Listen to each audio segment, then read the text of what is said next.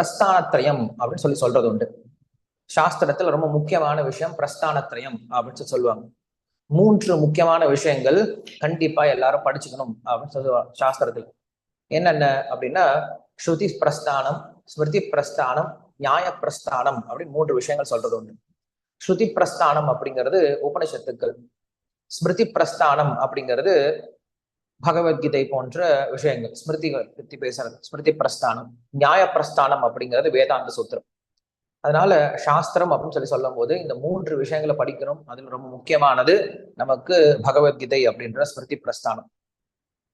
அந்த பகவத்கீதை நம்ம எடுத்து படிக்கும் பொழுது பகவத்கீதைக்கு பல்வேறு ஆச்சாரியர்கள் என்ன பண்ணியிருக்காங்க, விளக்கம் கொடுத்திருக்காங்க. சொல்ல போனோம் அப்படின்னா இந்த பகவத்கீதைக்கு மாத்திரம் 1034 வியாக்கியானங்கள் இருக்காங்க. அதுலயும் குறிப்பா ஆங்கிலத்திலேயே 75 வியாக்கியானத்துக்கு மேல இருக்கு அப்படின்னு சொல்றாங்க.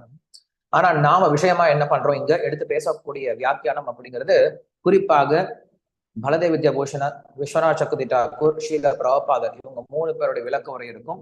அதோட சேர்ந்து நம்ம என்ன பண்ணுவோம் அப்படின்னா அப்பப்ப ஆதிசங்கரதும் இல்ல மதுசூதன சரஸ்வதிதும், அதே போல யாமுனாச்சாரியருடைய கீதாந்த சங்கிரகம் அப்படின்ற கிரந்தமும், அதே போல ராமானுஜர் மற்றும் வேதாந்த தேசிகருடைய தாத்பரிய சந்திரிகை, இந்த கிரந்தம்லாம் என்ன பண்றோம், இந்த வியாக்கியானத்தை நம்ம என்ன பண்ண போறோம், சேர்த்து படிக்க போறோம்.